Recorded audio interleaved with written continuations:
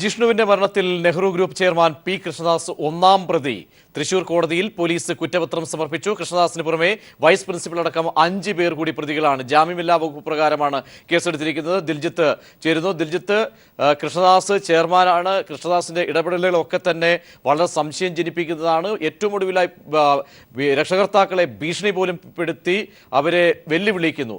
ഈ ഘട്ടത്തിൽ ഇപ്പോൾ കേസ് കുറ്റപത്രത്തിൽ പേര് ഉയർത്തിയിരിക്കുന്നു. മറ്റെന്തൊക്കെയാണ് വിശദാംശങ്ങൾ? കൃഷ്ണദാസിനെ പ്രതി എടുത്തുകൊണ്ടാണ് ഇപ്പോൾ കുറ്റപത്രം കോടതിയിൽ സമർപ്പിച്ചിരിക്കുന്നത്. സംഭവത്തിൽ ഇത്തരത്തിലൊരു കോപ്പി അടിച്ചൊന്നൊരു സംഭവം ഉണ്ടായിട്ടില്ല. അത് വ്യാജമായി കെട്ടിച്ചമച്ചതാണ് എന്ന് പോലീസിന്റെ അന്വേഷണത്തിൽ വ്യക്തമായി സൂചന ലഭിച്ചിരുന്നു. അതോടൊപ്പം കോളേജിൽ നടത്തിയ തെളിവെടുപ്പിൽ വിദ്യാർത്ഥികൾ നൽകിയ മൊഴി ആ ഒരു മൊഴിയുടെ അടിസ്ഥാനത്തിലാണ് ഇത്തരത്തിൽ ഒരു കുറ്റപത്രം പോലീസ് തയ്യാറാക്കിയിട്ടുള്ളത്. കോളേജ് ചെയർമാൻ പി കൃഷ്ണദാസ്, അതോടൊപ്പം മുൻ മന്ത്രി കെ പി വിശ്വനാഥന്റെ മകനും കോളേജ് PROയുമായ സഞ്ജിത്ത് വിശ്വനാഥൻ, പരീക്ഷ ഹാളിൽ ഇൻവിജിലേറ്റർ ആയിരുന്ന CP പ്രവീൺ, മറ്റ് 2 പേർ കൂടിയുണ്ട്. ഇവർ കൂടി ചേർത്ത് 5 പേരെ ചേർത്താണ് ഇപ്പോൾ കുറ്റപത്രം സമർപ്പിച്ചിരിക്കുന്നത്. ഇവരുടെ ഭാഗത്ത് നിന്ന് ഗുരുതരമായ വീഴ്ച സംഭവിച്ചിട്ടുണ്ട്. പ്രത്യേകിച്ച് ഇല്ലാത്ത ഒരു ആരോപണം കെട്ടിച്ചമച്ച് ഈ ആത്മഹത്യ ചെയ്ത ജിഷ്ണു പ്രണോയിയെ മാനസിക സമ്മർദ്ദത്തിലാക്കി എന്ന വിവരം വ്യക്തമായി പോലീസിന് സൂചന ലഭിച്ചിട്ടുണ്ട്. അതിന്റെ ശാസ്ത്രീയവും മറ്റു ശാസ്ത്രീയമായ തെളിവുകളെല്ലാം ശേഖരിച്ചുകൊണ്ട് തന്നെയാണ് പോലീസ് ഇത്തരത്തിൽ ഒരു കുറ്റപത്രം ഇപ്പോൾ തയ്യാറാക്കിയിരിക്കുന്നത്.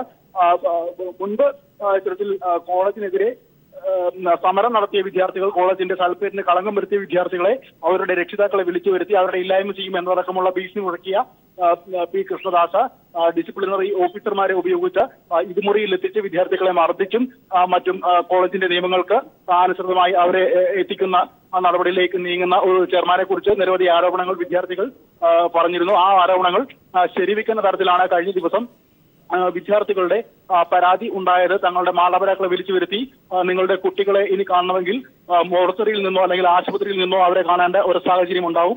തങ്ങളുടെ പണവും സ്വാധീനവും ഉപയോഗിച്ചുകൊണ്ട് അത്തരത്തിലൊരു സംഭവത്തിലേക്ക് എത്തിക്കാനുള്ള സാഹചര്യങ്ങൾ തങ്ങൾ ഉണ്ടാക്കുമെന്നതടക്കമുള്ള ഭീഷണി ഉണ്ടായി. ആ ഭീഷണിയിലും ഇവർ രക്ഷിതാക്കൾ പരാതി നൽകിയിട്ടുണ്ട്. ആ പരാതിയിലും ഇപ്പോൾ അന്വേഷണം നടന്നുകൊണ്ടിരിക്കുകയാണ്. അതിന് സമാന്തരമായാണ് ഇപ്പോൾ ഇന്നലെ ഒടുവിൽ പോയ college chairman P Krishnadas, PRO Sanjith Viswanathan, vice principal NK Sakthivel, അധ്യാപകൻ CP പ്രവീൺ അടക്കമുള്ള 5 പേർക്കെതിരെ ഇപ്പോൾ കുറ്റപത്രം കോടതിയിൽ സമർപ്പിച്ചിരിക്കുന്നത്.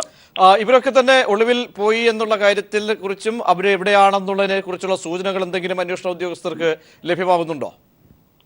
പ്രജീഷ്, നെഹ്റു ഗ്രൂപ്പിന് വിവിധ സംസ്ഥാനങ്ങളിലായി സ്ഥാപനങ്ങളുണ്ട്. കേരളത്തിലും തമിഴ്നാട്ടിലും കർണാടകയിലും അടക്കം വിവിധ സംസ്ഥാനങ്ങളിൽ സ്ഥാപനങ്ങളുള്ള ഒരു മാനേജ്മെന്റ് ആണ് നെഹ്റു ഗ്രൂപ്പ്. അതുകൊണ്ട് തന്നെ ഇവരുടെ മറ്റ് സംസ്ഥാനങ്ങളിലുള്ള സ്ഥാപനങ്ങളും അവരുടെ വസ്തുവകകളും എല്ലാം തന്നെ അവരുടെ ബന്ധുവീടുകളിലും എല്ലാം തന്നെ ഇപ്പോൾ പോലീസ് പരിശോധന നടത്തിക്കൊണ്ടിരിക്കുകയാണ്. പ്രഥമമായി ആദ്യഘട്ടത്തിൽ കൃഷ്ണദാസിനെയും വൈസ് പ്രിൻസിപ്പലിനെയും കണ്ടെത്താനുള്ള അന്വേഷണമാണ് നടത്തിയതെങ്കിലും വൈസ് പ്രിൻസിപ്പൽ NK ശക്തിവേലിന്റെ സ്വദേശം കോയമ്പത്തൂരാണ്. കോയമ്പത്തൂരിലെത്തി ഇവർ ഇന്നലെ പരിശോധന നടത്തിയിരുന്നാൽ ശക്തിവേലിന്റെ വീട്ടിലോ അല്ലെങ്കിൽ ശക്തിവേലിന്റെ ബന്ധുവീടുകളിലോ ഇവരെത്തിയിട്ടില്ല എന്ന് മനസ്സിലാക്കാൻ സാധിക്കുന്നു. അതോടൊപ്പം വളരെ പണവും സ്വാധീനവുമുള്ള വലിയ ബിസിനസ് മഗ്നറ്റായ കൃഷ്ണദാസിനെ സംബന്ധിച്ചുള്ള അന്വേഷണവും വളരെ കാര്യക്ഷമമായി തന്നെ നടക്കുന്നുണ്ട്. ഇയാളും തമിഴ്നാട്ടിലേക്കോ അല്ലെങ്കിൽ മറ്റ് അന്യ സംസ്ഥാനങ്ങളിലേക്കോ കടന്നതായിട്ടുള്ള സൂചനകളാണ് ഇപ്പോൾ പോലീസിന് ലഭിക്കുന്നത്. ഇവരെ കണ്ടെത്താനായി ഇപ്പോൾ പോലീസ് അന്വേഷണം ഊർജിതമാക്കിയിട്ടുണ്ട്.